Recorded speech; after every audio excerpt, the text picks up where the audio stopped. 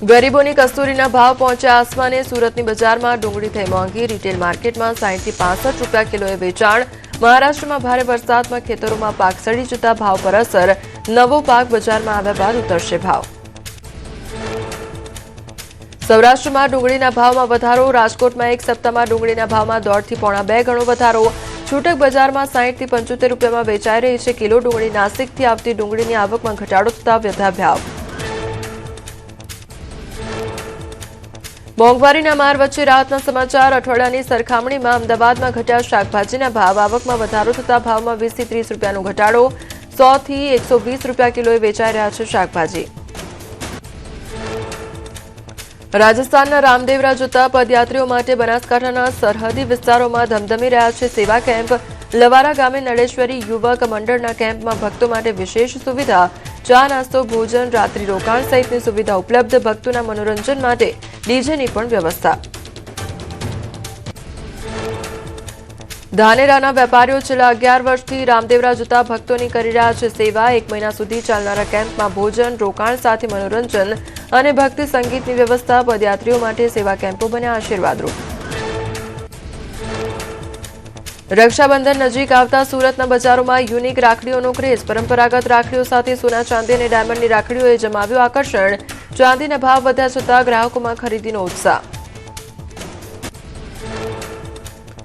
જૂનાગઢનું વડાલ ગામ સજ્જડ બંધ. સરપંચ પર હુમલાને લઈ વેપારીઓ અને ગ્રામજનોએ નોંધાવ્યો વિરોધ. આરોપીઓનો વરઘોડો કાઢવાની માંગ સાથે ગ્રામજનો ઉગ્ર બન્યા. તો કાર્યવાહી નહીં થાય તો જેતપુર સોમનાથ નેશનલ હાઈવે ચક્કાજામની ચીમકી.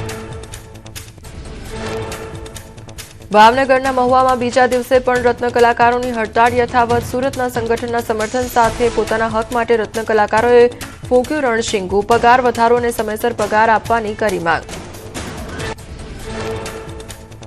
બોટાદના રાણપુરમાં પ્રાથમિક શાળાના શિક્ષક સામે ગ્રામજનોનો વિરોધ. વિદ્યાર્થીનીઓને અડપલા કરી ત્રાસ આપતા હોવાના આક્ષેપ. તો વાલીઓની રજૂઆત સમયે શિક્ષક ખોટા કેસ કરવાની ધમકી આપતો હોવાનો આરોપ. જામનગરમાં સ્કોલરશીપ મુદ્દે એબીવીપીનું વિરોધ પ્રદર્શન. એસસી એસટી ઈડબ્લ્યુએસ વિદ્યાર્થીઓને હજી સુધી સ્કોલરશીપ ન મળતા નોંધાવ્યો વિરોધ. પાત્ર વિદ્યાર્થીઓને બાકી રકમ તાત્કાલિક ચૂકવવા માંગ કરવામાં આવી. તો પોલીસે વિરોધ કરતા કાર્યકર્તાઓની કરી અટકાયત. ગાંધીનગરમાં એબીવીપીનું ઉગ્ર વિરોધ પ્રદર્શન. ત્યારે શિષ્યવૃત્તિથી વંચિત વિદ્યાર્થીઓના હક અને ન્યાય માટે હોબાળો. ઉદ્યોગ ભવનની બહાર મોટી સંખ્યામાં વિદ્યાર્થીઓ એકઠા થયા.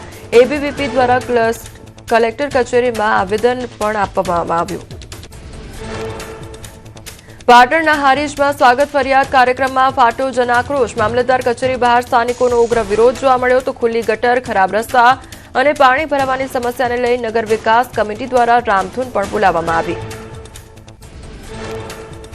હારીજ મામલતદાર કચેરીએ વિરોધ પ્રદર્શન. વિકાસ કમિટી અને રહીશોએ કચેરી કેમ્પસમાં કર્યો ઉગ્ર વિરોધ. પ્રદર્શન દરમિયાન 2 મહિલાઓ ગરમીના કારણે બેભાન થતા સારવાર માટે ખસેડવામાં આવી. ભરૂચના આમોદમાં જારી દારૂકાંડના વિરોધમાં કોંગ્રેસ સમિતિએ કર્યું વિરોધ પ્રદર્શન. સૂત્રોચ્ચાર સાથે આમોદ પોલીસ સ્ટેશન સુધી યોજી રેલી. કોંગ્રેસ પ્રમુખે પીઆઈના પગે પડી દંડવત કરીને આપ્યું આવેદનપત્ર. તો દારૂબંધી માત્ર કાગળ પર હોવાનો ઠાલવ્યો રોષ. સુરેન્દ્રનગરમાં મિશન મંગલમ યોજનાના કર્મચારીઓનો રોષ. માંગણીઓ નહીં સંતોષાય તો 40 થી વધુ કર્મચારીઓની સામૂહિક રાજીનામાની ચીમકી. કામ પૂરું નહીં કરો તો છૂટા કરી દેવાની ડીટીઓની સૂચનાથી ભારે રોષ. અમરેલીના ચાંપાથળ ગામમાં શેત્રુંજી નદીમાં રેતી ચોરી મુદ્દે ગ્રામજનોનો ઉગ્ર વિરોધ. જેસીબી, હિટાચી અને ઓવરલોડ ડમ્પરો સાથે ખનન થતું હોવાનો ગ્રામજનોનો આક્ષેપ. જિલ્લા કલેક્ટર અને ખાણ ખનીજ વિભાગને આપ્યું આવેદનપત્ર.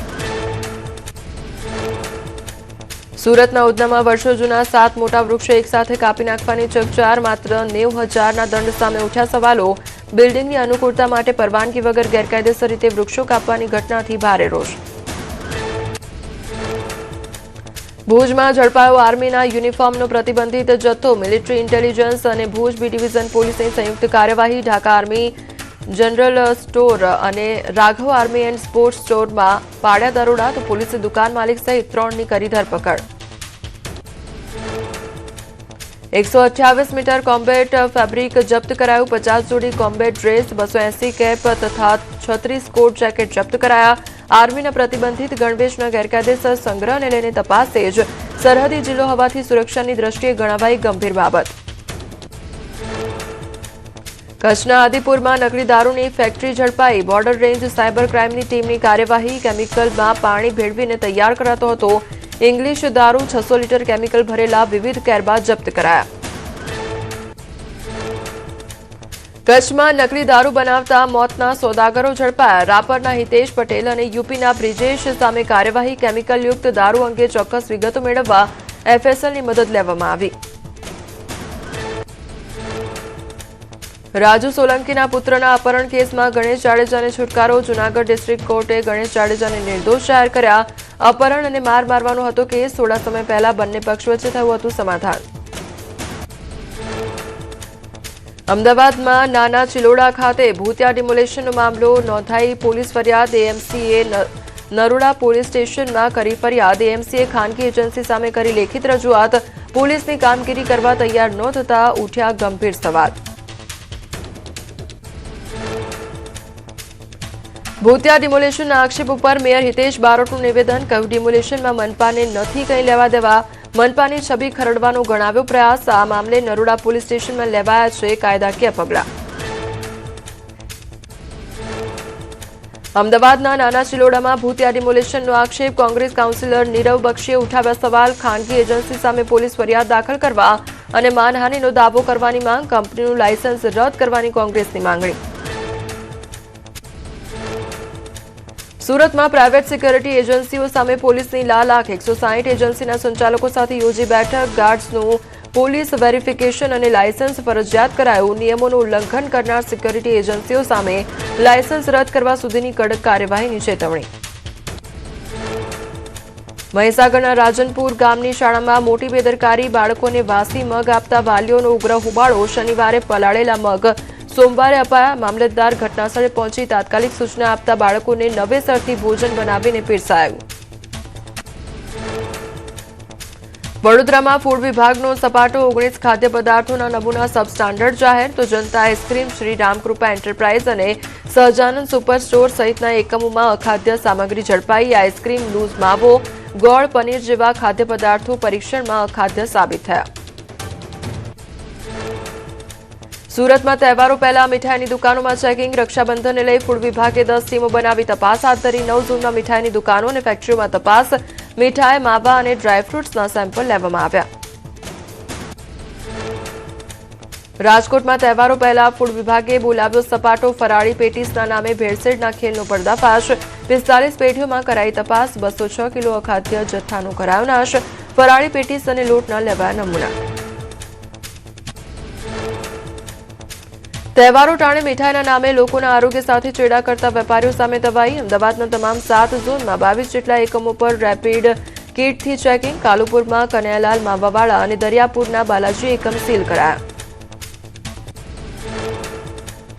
શ્રાવણ માસમાં ફરાળી લોટમાં અન્ય લોટનું મિશ્રણ કરનાર સાવધાન. આરોગ્ય વિભાગ કરશે આકરી કાર્યવાહી. તમામ જિલ્લાઓમાં ફૂડ એન્ડ ડ્રગ્સ વિભાગ એક્ટિવ. વધુ નફાની લાલચમાં ભેળસેળ કરનાર વેપારીઓને આપી કડક ચેતવણી.